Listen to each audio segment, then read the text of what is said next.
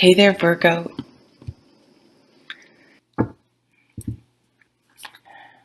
But let's look at the bottom of the deck. You have the Seven of Wands. This card is all about defending yourself without being defensive. So this is being an advocate, and she has the high ground. She's in a very good position. So you're in a very good position this month, but just make sure that people don't get you on the defensive. As a friend of mine said, just the facts, ma'am. Don't go into a situation and get all emotional and, well, he's a jerk. No, tell the facts, and the facts will let other people see that the person's a jerk or whatever, or shirk their responsibility or whatever. But remaining, and it's as a fire sign, as fire card. That is something, as a fellow fire sign, that we have to be careful about. So just the facts, ma'am. Be defensive. Defend your position, but don't be defensive. Or as my dad says, never get in a pissing contest with a skunk. And then we have the Five of Cups. So this has come up now for the third time. You're the seventh card or sign I'm reading for. And I'm on this codependent kick, so I'm just going to go with it with this one. So if this is your sun and moon sign has come up with this, you'll hear me say this more than once. But so in this deck, this card to me is the perfect codependent deck. Okay, so here, and we're going to use a low-hanging fruit of this card, is here's the addict, and here's the codependent partner. And this person cannot get this person to change if this person doesn't want to. And this person needs to ask themselves what they're getting out of this situation by being codependent and staying with someone who's draining them so much and is probably by default abusive.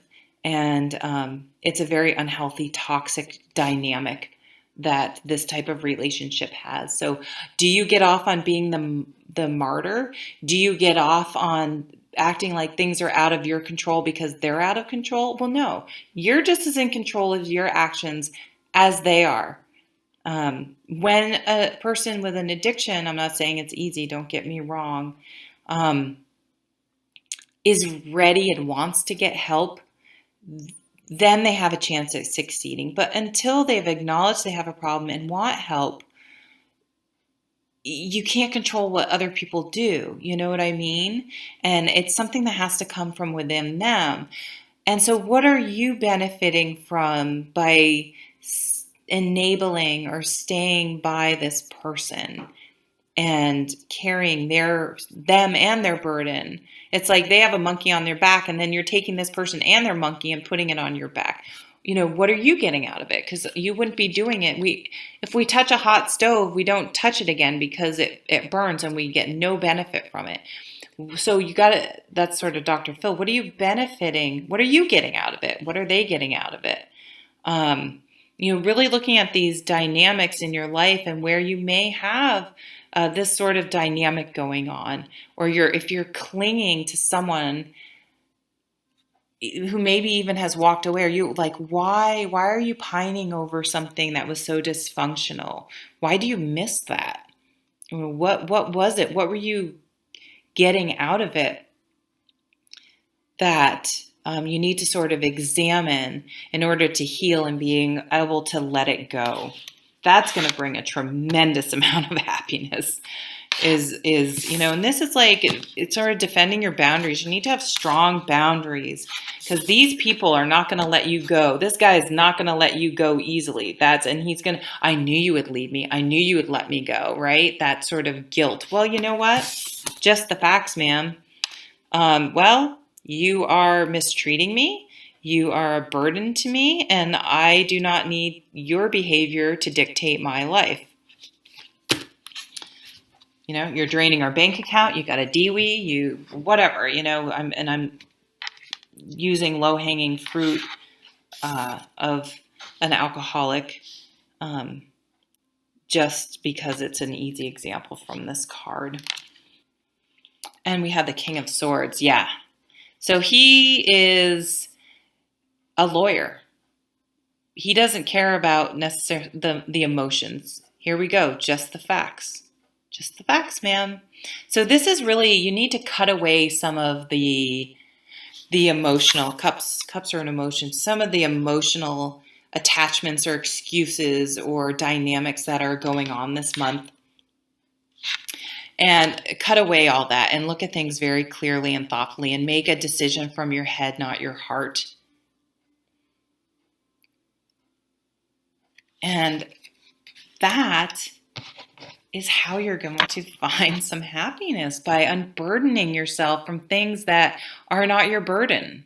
What are you carrying around? What have you been carrying around that isn't yours to carry around, but you allowed someone to put on you for whatever reason? And therapists are amazing at helping you sort some of those things out. I think literally everyone should go to therapy, because I think it's so beneficial to have that, someone to mirror back and help you look at things that are not intimately involved in your situation in some way, that have their own biases or judgments already about the situation. I mean, those people can be helpful too, like your friends, but having someone who's completely out of the picture that's there to just help you is really beneficial.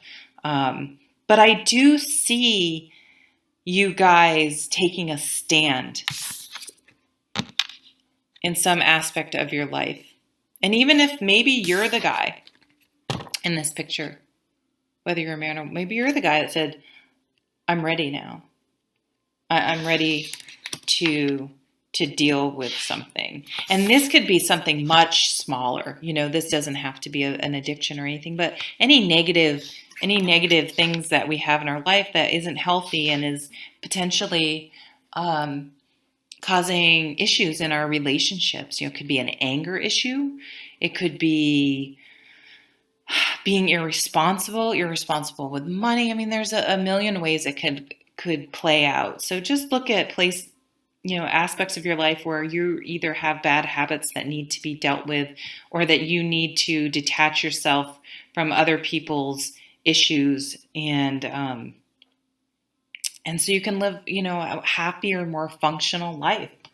That is what's going to bring happiness, the inner work and the boundaries. Thank you very much for watching, and I'll see you at the next video. Bye.